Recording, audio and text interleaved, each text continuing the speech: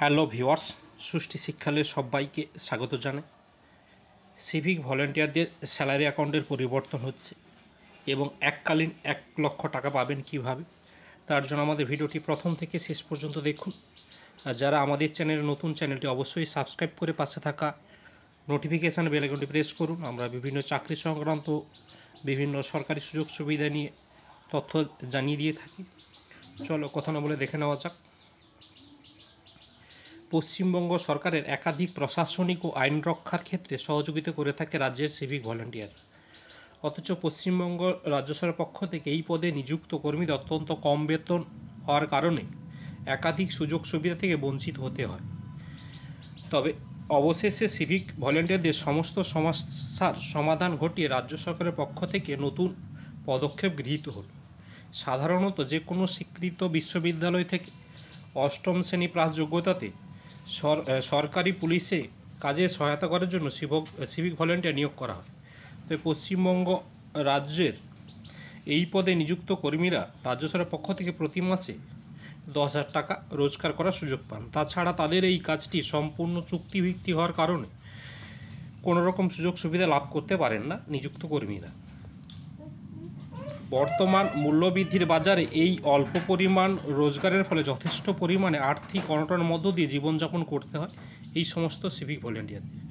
সম্পূর্ণভাবে চুক্তিভিত্তিক নিয়োগ হওয়ার কারণে কোনো ব্যাংকের পক্ষ থেকে কর্মীদের আর্থিক সহায়তা বা ঋণের ব্যবস্থা দেওয়া হয় না। এমনকি ঋণের জন্য আবেদন জানালে সেই আবেদন অনুমোদিত হয় না ব্যাংক পক্ষ।